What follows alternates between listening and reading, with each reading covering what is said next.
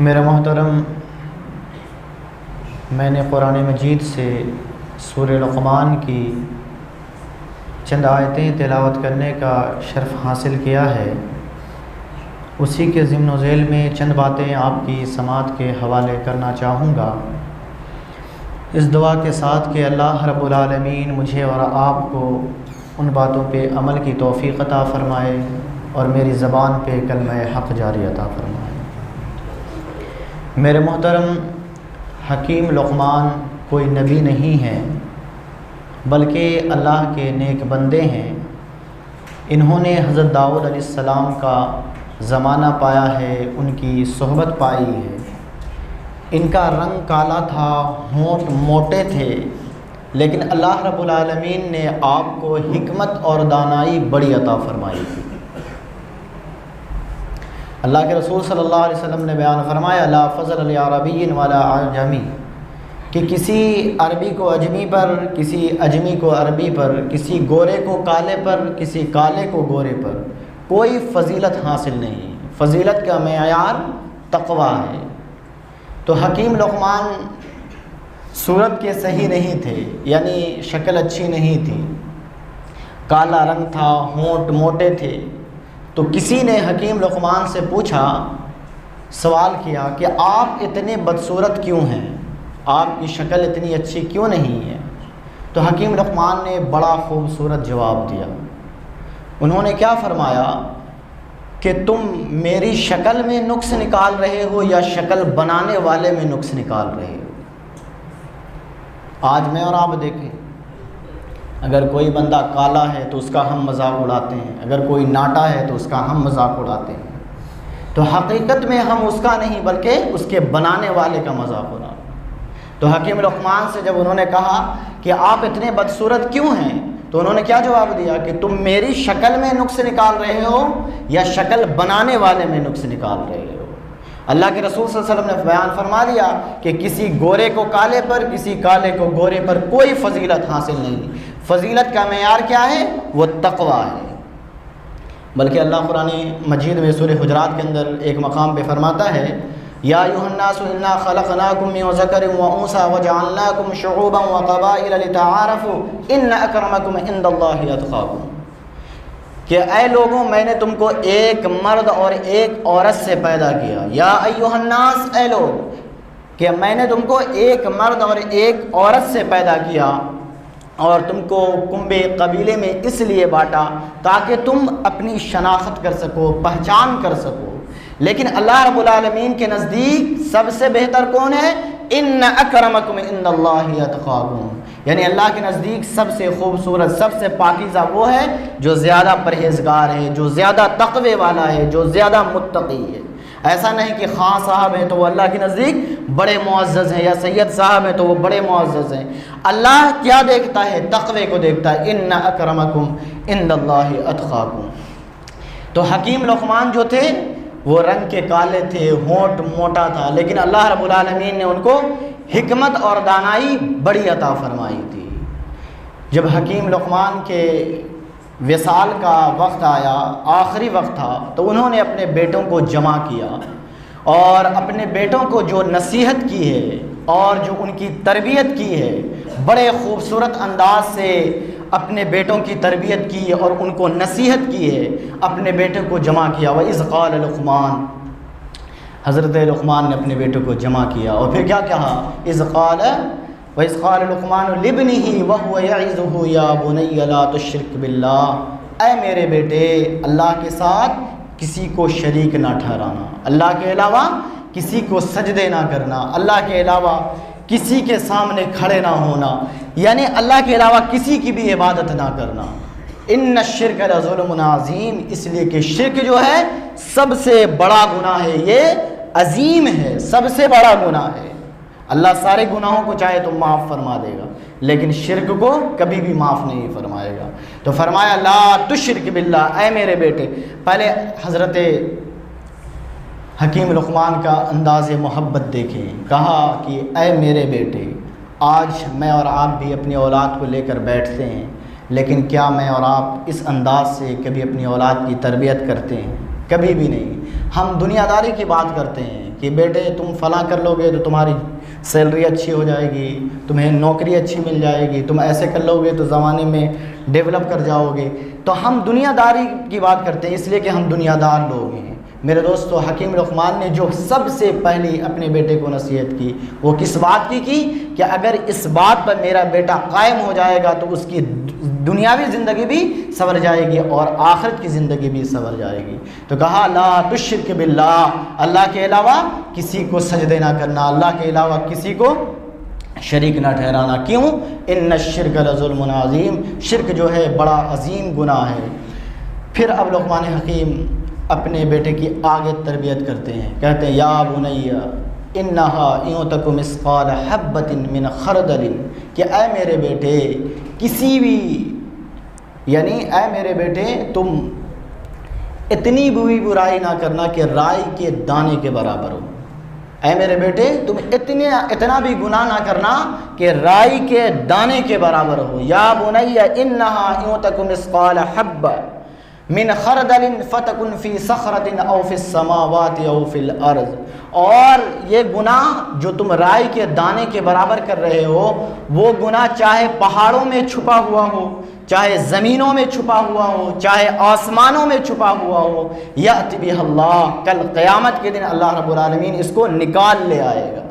इन्नल्लाह लतीफ़ुन ख़बीर, इसलिए कि अल्लाह बारीक बातों का जानने वाला है, अल्लाह छुपी हुई बातों का जानने वाला है। तो अपने बेटे को ये नसीहत कर रहे हैं बैठा के, आखिरी वक्त है, विसाल का वक्त है, और अपने बेटे को दर्स दे रहे हैं कि शिरक ना करना। दूसरी वसीयत की किसी भी गुनाह को छोटा ना समझना, यानी इतनी भी बुराई ना करना कि राई के दाने के बराबर। राई जानते हैं, सरसों को कहते हैं, कि अंधेरे में सरसों पड़ा हो तो मालूम भी नहीं पड़ता है, उसके लिए उजाला लाना ज़रूरी होता है, रोशनी में देखते हैं तो मालूम पड़ता है। यानी अपने बेटे को नसीहत करते हैं कि इतना भी गुनाह ना करना कि राई के दाने के बराबर में हो। और फिर क्या फरमाया? फतकुन फ़ी सखरतिन औ फ़िस समावाति औ फ़िल अर्ज़, चाहे वो गुनाह तुमने खुले मैदान में किया हो, चाहे तुमने अपनी खलवत में किया हो, चाहे फिर वो जलवत में किया हो, इन्नल्लाह लतीफ़ुन ख़बीर, कल क़यामत के दिन अल्लाह रब्बुल आलमीन उसे निकाल ले आएगा, इसलिए कि अल्लाह बारीक बातों का जानने वाला है। बल्कि एक मकाम पे और फरमाया फ़मन यअमल मिस्क़ाल ज़र्रतिन खैरन यरा वमन यअमल मिस्क़ाल ज़र्रतिन शर्रन यरा, कि जो ज़र्रा बराबर भी नेकी करेगा अल्लाह उसे भी उसका बदला अता करेगा, और जो ज़र्रा बराबर भी बुराई करेगा अल्लाह उसको भी उसका बदला अता फरमाएगा। बेटा कहता है बाप से, अब्बा जान क्या नसीहत पूरी हो गई? हकीम लुक़मान फरमाते नहीं नहीं मेरे बेटे, अभी नसीहत बाकी है। आगे नसीहत फिर क्या कहते हैं? या बुनैया, ऐ मेरे बेटे, या बुनैया अक़िमिस्सलाह, ऐ मेरे बेटे नमाज को कायम रखना, नमाज का दामन ना छोड़ना। या बुनैया अक़िमिस्सलाह, ऐ मेरे बेटे नमाज का दामन पकड़े रहना, नमाज को मजबूती से थाम लेना, इसलिए कि तुम फलाह पा जाओगे। फिर आगे क्या फरमाया? वअमुर बिल मारूफ़, और लोगों को भली बातों का हुक्म करना, वन्हा अनिल मुनकर, और लोगों को बुरी बातों से मना करना। ये देखें ना कितनी खूबसूरत अंदाज से वो अपने बेटे की तरबियत फरमा रहे हैं। और अल्लाह रब्बुल आलमीन का इस बात को कुरान मजीद में ज़िक्र करने का मतलब क्या है? हकीम लुक़मान तो दाऊद अलैहिस्सलाम के ज़माने के शख्स हैं, लेकिन अल्लाह रब्बुल आलमीन ने जो वो नसीहत वो अपने बेटे को की है बैठा के, वो सारी नसीहत को अल्लाह रब्बुल आलमीन ने कुरान बनाकर नाजिल किया है। इसका मतलब क्या है कि अल्लाह रब्बुल आलमीन चाहता है कि हर मुसलमान अपनी औलाद की, अपने बेटे की, अपनी बेटियों की तरबियत इसी अंदाज से करे। इसीलिए इसको बयान फरमाया है कि हर मुसलमान अपनी औलाद की तरबियत इसी अंदाज से करे। तो कहा या बुनैया अक़िमिस्सलाह, ऐ मेरे बेटे नमाज को कायम करना। बल्कि अल्लाह के रसूल सल्लल्लाहु अलैहि वसल्लम ने बयान फरमाया जुइलत क़ुर्रतु ऐनी फ़िस्सलाह, कि नमाज में मेरी आँखों की ठंडक रखी गई है। और मन तरकस्सलात मुतअम्मिदन फ़क़द कफ़र जिहारन, जिसने जानबूझकर नमाज को तर्क किया तो इमाम आज़म इमाम अबू हनीफ़ा कहते हैं कि उसने काफिरों वाला अमल किया। तो मुझे और आपको नमाज के दामन से वाबस्ता होने की ज़रूरत है। और जो दूसरी बात है वअमुर बिल मारूफ़, लोगों को भली बातों का हुक्म करें। जितनी बात अगर आपको मालूम है दीन के मुताल्लिक़ से, उतनी बात को आप लोगों तक पहुँचाने की कोशिश करें। अल्लाह के रसूल सल्लल्लाहु अलैहि वसल्लम ने बयान फरमाया, बल्लिगु अन्नी वलौ आया, अगर तुम मेरे दीन की एक ही बात जानते हो तो लोगों तक पहुँचा दो। अगर आपको दीन के बारे में एक चीज़ पता है तो लोगों तक पहुँचाने की कोशिश करें। वअमुर बिल मारूफ और वन्हा अनिल मुनकर, और लोगों को बुरी बातों से मना करो। लेकिन जब तुम ऐसा करोगे, यानी लोगों को अच्छाई का हुक्म दोगे, बुराइयों से मना करोगे, तो फिर तुम्हारे ऊपर मुसीबतें आएंगी। तो फिर अल्लाह ने फरमाया फिर तुम्हें सब्र से काम लेना होगा। तो ये सारी नसीहत की। फिर बेटा कहता है कि बाबा जान क्या बात मुकम्मल हो गई है? तो हकीम लुक़मान कहते बेटे अभी कुछ बातें और भी बाकी हैं, उसे भी सुन लो। इन बातों पे ज़रा तवज्जो देंगे, इसलिए कि जो ये माशरा हमारा टूट रहा है इसी वजह से टूट रहा है। तो जो अगली वसीयत और नसीहत जो हकीम लुक़मान ने अपने बेटे को की वो क्या थी कि अपने बेटे को कहा कि वला तुसइर खद्दक लिन्नास, ऐ मेरे बेटे जब तू किसी से बात करे तो मुंह मोड़ के बात ना करे, यानी मुंह को चेहरे को फेर के बात ना करे। आज मैं और आप देखें, अगर किसी से हमारी अनबन हो जाती है तो हम उसकी बात को तवज्जो नहीं देते हैं, यानी हल्के में ले होते हैं, उसकी तरफ नज़र भर के देखते नहीं हैं। तो क्या फरमाया, वला तुसइर खद्दक लिन्नास, ऐ मेरे बेटे जब तू किसी से बात करे तो नज़र मोड़ कर, चेहरा मोड़ कर बात ना करना, बल्कि उसके रूबरू हो के बात करना। ये हमें तरीक़ा सिखाया जा रहा है कि हमें और आपको अपनी ज़िंदगी कैसे गुजारनी है। आज मैं और आप देखें ये मोबाइल की दुनिया, आज हम इतने बिज़ी हैं, घर में बैठे हुए होते हैं, मोबाइल में लगे होते हैं। माँ बोल रही है जी, माँ की भी बात सुन रहे हैं, मोबाइल भी चल रहा है, बाप की भी बात सुन रहे हैं। तो ये तवज्जो हम नहीं देते हैं। माँ आपके पैसे की भूखी नहीं है, बाप आपके पैसे का भूखा नहीं है, बल्कि बाप चाहता है कि मेरा बेटा 2 लम्हों के लिए मेरे पास बैठे, कुछ दिल की बात मुझसे कहे, तो बाप ये चाहता है। लेकिन आज मैं और आप इतने बिज़ी हैं कि बाहर भी मोबाइल में बिज़ी, घर में भी मोबाइल में बिज़ी। तो मेरे दोस्तों कुछ वक्त अपने वालिदैन के लिए भी निकालें और उनकी बात को यानी तवज्जो के साथ सुनिए। बल्कि मेरे और आपके आका मौला जनाब मोहम्मद रसूलुल्लाह सल्लल्लाहु अलैहि वसल्लम का मिजाज क्या था, मेरे हुजूर किस तरह लोगों से मिलते थे। मेरे हुजूर जब किसी से बात करते थे तो यूं गर्दन करके बात नहीं करते थे।